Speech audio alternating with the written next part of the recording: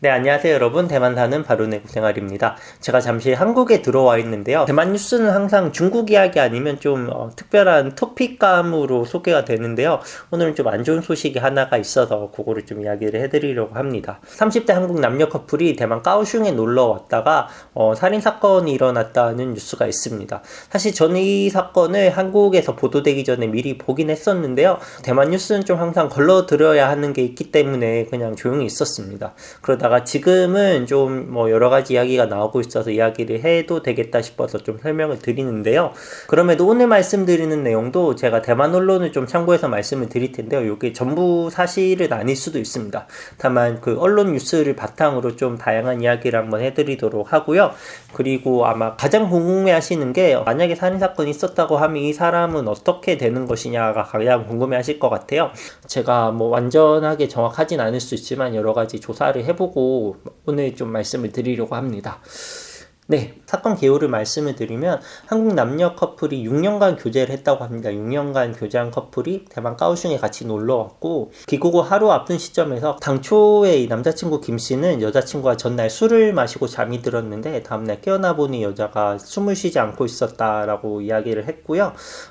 여자친구가 넘어져서 다친 줄 알고 신고를 했다라고 하는데 여자친구의 짐을 바로 한국으로 보냈다라는 점도 조금 이상하고 1차적인 부검을 했을 때 여자친구의 머리와 좀 몸에서 벽에 강하게 부딪힌다거나 아니면 어떤 물체를 가지고 가격당한 흔적이 있어서 남자친구가 살인을 한 거 아니냐라는 용의자로 지금 의심을 받고 있는 상황입니다. 이 사건이 발생한 곳은 까오슝 시의회역 근처의 숙소라는 보도도 있습니다. 요거는 보도가 좀 정확하지 않을 수 있으니까 그런 거는 참고를 하시고요.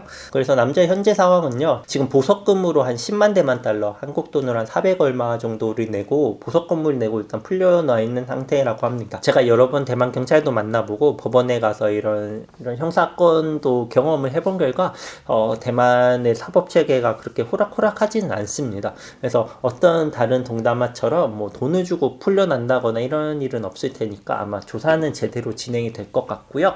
8개월간 출국은 금지되어 있고 거주 제한도 걸려 있어서 매 주마다 자기가 어디에 있는지 그런 거를 보고하도록 되어 있다고 합니다. 감옥에만 있지 않다 뿐이지 통제하에 이런 사법 절차가 진행이 될 것으로 보이고요. 물론 무죄 추정의 원칙이 있으니까 그거를 감안을 하고요. 혹시라도 만약에 정말 이 남자가 살인죄를 저질렀다면 어떻게 처벌될지를 조금 살펴봤습니다. 지금 대만은 사형제도를 유지를 하고 있습니다. 실제로 집행도 하고 있습니다. 가장 최근에 있었던 게 2020년에 사형을 집행을 했던 적이 있고요. 2010년 이후만 해도 지금 거의 40명 가까운 범죄자가 사형이 집행이 되었습니다. 대만의 사형제도는 이제 교수형이 아니라 총살형이라는 점에서 좀 충격적이기도 하고요. 2020년에 있었던 사건은 이제 가족 4명을 살해한 사람이 총살형에 처해졌다고 합니다. 그럼 대만은 어떤 제목에 의해서 사형을 집행하고 있는지를 좀 보면요. 일단 군법은 좀 제외를 하고요. 민간에서 일어날 수 있는 일을 보면 강간살해죄라든가 강제추행살해죄, 보통살인죄 이런 사람을 살해하는 경우에는 사형이 집행이 이루어질 수도 있지만 꼭 사람을 사형하지 않더라도 사형이 집행되는 경우가 있습니다. 이렇게 보시면 마약이라든가 인신매매죄, 그리고 강도 강화, 강도 강간, 인질, 강도치상죄처럼 강력범죄의 경우에는 살해되지 않더라도 이렇게 사형까지 집행될 수 있도록 법이 정해져 있다라고 하네요. 대만에서 처벌을 받을까요? 한국에서 처벌을 받을까요? 조사를 통해서 봤지만 정확한 답은 나오지 않았습니다. 다만 그거가 관련된 이야기를 조금 해드리면요. 일단 한국이랑 대만은 범죄인 인도 조약이 체결되어 있지는 않습니다. 요게 없다라고 해서 범죄인이 송환되지 않는 건 아니니까 조금 더 지켜봐야 할 것 같고요. 예전에 있었던 보이스피싱이라든가 이런 것들이 보면 건에 따라서 대만으로 보내진다거나 한국으로 보내지는 경우가 있어서요. 요거는 아마 건별로 처리가 되는 상황인 것 같고요.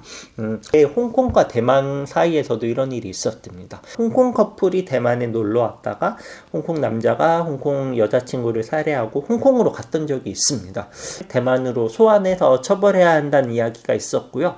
홍콩에서는 속기주의를 택하고 있어요. 그래서 홍콩 사람이 대만에서 일어났던 일은 홍콩에서 처벌이 받지 않기 때문에 또 송환을 안 해주려고 했던 적도 있습니다.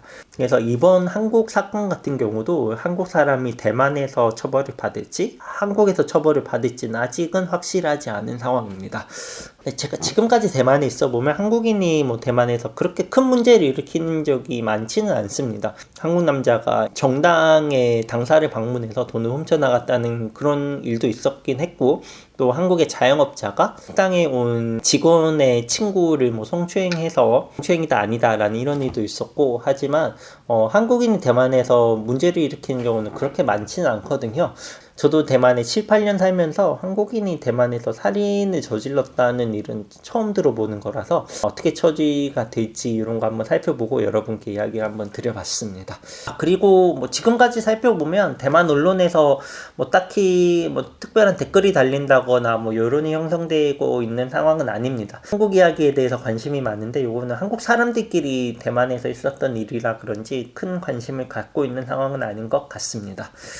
오늘 뭐 재밌는 이야기나 그런 건 아니지만 좀 궁금하셨을 내용일 것 같아서 영상 제작해 봤고요. 또 다음 영상에서 더 재밌는 영상으로 찾아뵙겠습니다. 감사합니다.